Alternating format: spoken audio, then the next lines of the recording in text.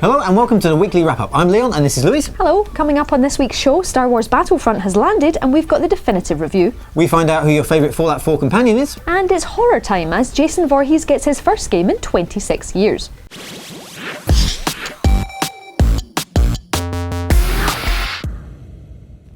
This week's Star Wars Battlefront finally arrived in a flood of blaster fire, nostalgia and terrible impressions. Not terrible, mine is It's rubbish.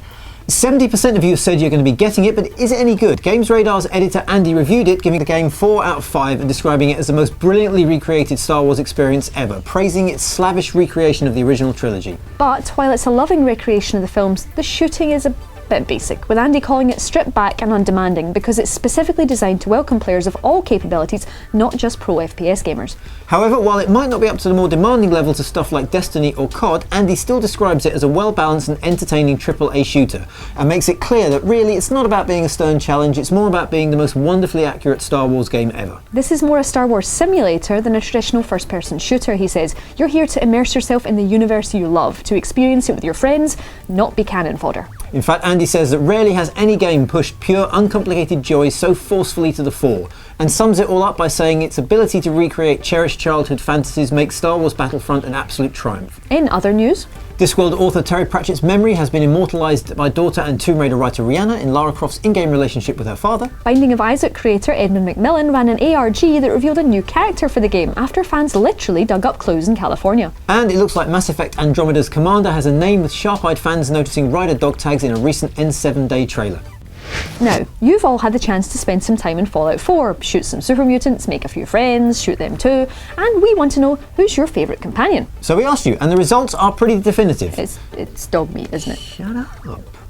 Now, in reverse order, here's your top 5 Fallout 4 companions. Coming in at number 5, we've got Robo Butler Codsworth, who Edward Suarez says is hands down the companion I pick when I know I'm going to fight lots of enemies. Number 4 is Buzz Lightyear, I mean Paladin Dance, and Ethan McBride's a fan saying you can't beat a companion you can give a Gatling laser and the best power armour to. At number 3, it's hard-talking Gumshoe Symphonic Valentine, who, as Dave Ashley points out, can hack master terminals, freeing up precious perks. Number 2 is Piper, although oddly no one really has a good reason why, with Will Bussman offering up the only one we can repeat, which is Piper is Bay. And that brings us up to number 1. It's dog meat. It was always going to be dog meat, because scritches and belly rubs and look at his little face.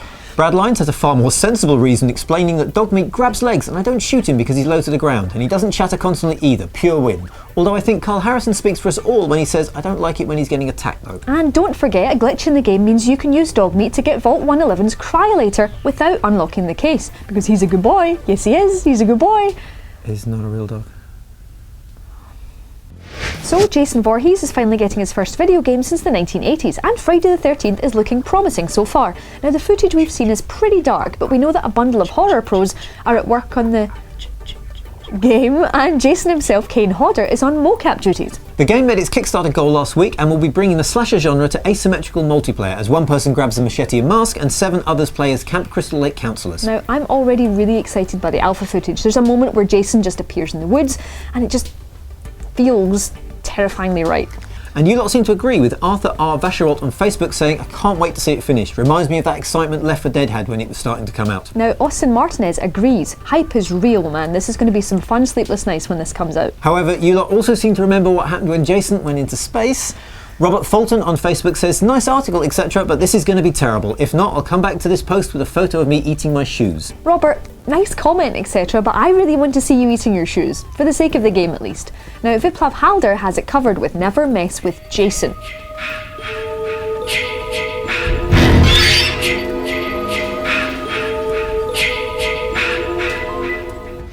Well, that's it for this show. Join us next week for more gaming-related chat. Until then, you can find us on the GamesRadar news stream, you can find us on Twitter and Facebook, and keep your eagle vision out for our weekly poll. See you next week. See ya.